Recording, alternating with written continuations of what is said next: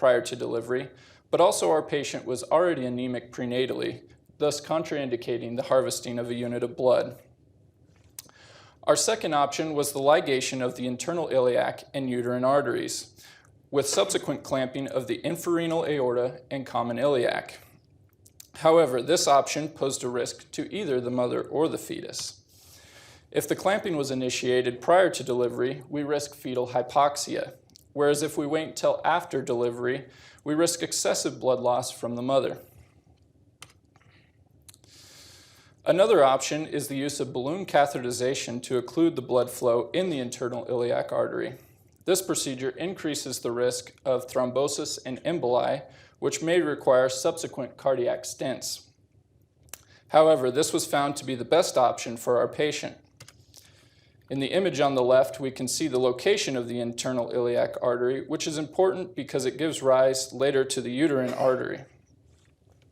On the right, we see a fluoroscopic image of this procedure in progress with stents bilaterally in both internal iliac arteries. The last treatment option available to us is cell saver technology. This works by a machine that is used to collect loss during the procedure. It then adds an anticoagulant and a wash solution before it is returned to the patient. This can help avoid excessive loss, but is contraindicated in some situations, such as salvaging microfibrillar collagen hemostats due to the risk of thrombosis. This treatment is only acceptable by some patients whom refuse blood products because of the idea that it does not leave the circuit of circulation, and our patient was amenable to the use of this technology. The patient was then seen at 35 weeks, 6 days gestation, and betamethasone was administered. This patient was then admitted 2 days later at 36 weeks, 1 day gestation for her scheduled C-section and hysterectomy. Her preoperative hematocrit was 34.4%, and hemoglobin was at 11.7 grams per deciliter. These numbers are within the normal reference ranges for third trimester of pregnancy. Demonstrate our patient's prenatal iron supplementation regimen was effective. The patient was then put under general anesthesia and intubated. The first procedure to perform was a cystoscopy by stenting bilaterally in both ureters. This was done to help visualize the ureter and avoid damage while ligating the uterine artery during the hysterectomy due to their close proximity.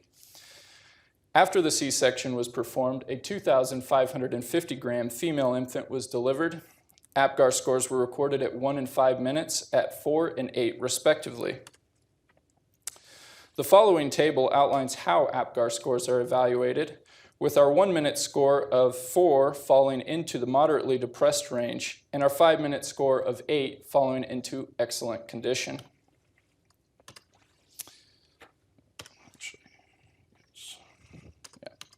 Immediately following the delivery, the balloons were inflated on the internal iliac arteries, limiting the blood flow for the hysterectomy. The cell saver autotransfusion was initiated at this time and was not used previously due to the risk of thrombosis. The uterus, placenta, and cervix were removed as one. During the removal, it was noted that the placenta seemed to extend through the walls of the uterus and out towards the pelvic sidewalls. Suggested that placenta precreta may have been the proper diagnosis, but could have been due to the way the surgeon made the incisions. Therefore, it would need to be verified by histological evaluation. On the left, we see a normal placenta, and on the right is our patient's uterus. I will orient you by this is the fundus of the uterus, the cervix is below, our placenta is out here on the lower segment of the uterus, and here is the umbilical cord. The most extreme form of placental invasion is placental precreta. This diagnosis is made when the placenta is found extrauterine or invading the uterine serosa. Because of the C-section on the lower uterus, the placenta appeared to exit out of the uterus, which would indicate placenta precreta, but it would need to later be confirmed by histology. Is an example of what a normal placenta should look like on histological evaluation. At the bottom, we see the chorionic villi of the placenta, which invades up to the decidual layer. The final layer is the myometrial layer. This is an example of what placenta accreta would look like on histological evaluation, with the chorionic villi invading all the way to the myometrial layer and has overwhelmed the decidual layer, with the decidual layer being absent.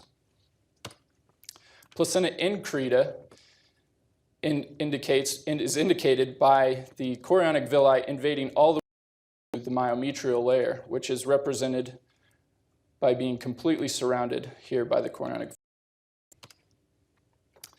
The final slide here is a histological evaluation from our patient. In the top left corner, we see the chorionic villi, which is invaded down to the myometrial layer.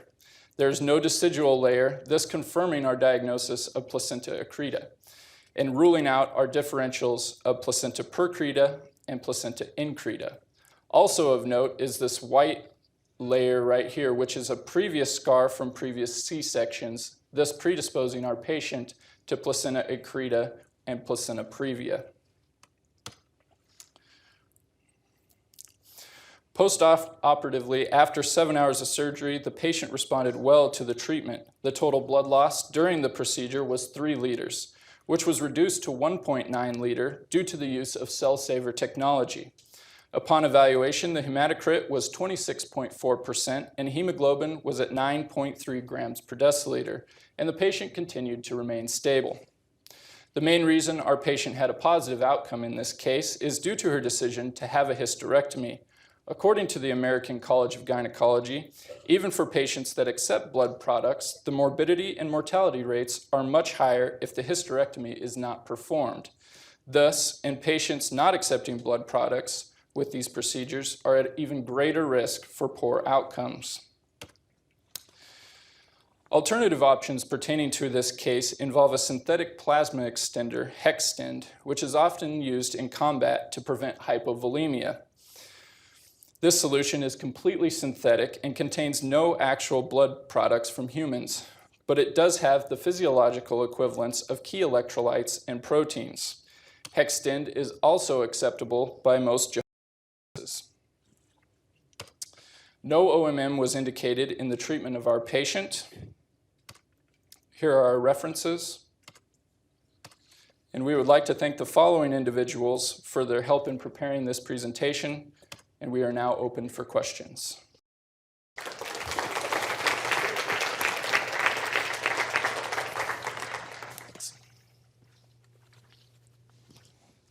So I'll give it to this side. It's a last minute question from Dr. Johnston. I know you guys got some questions, so go ahead. Let's see what you've got so far. Is this on? Yeah. Our first question was, what was isoniazid used for, and how does it work?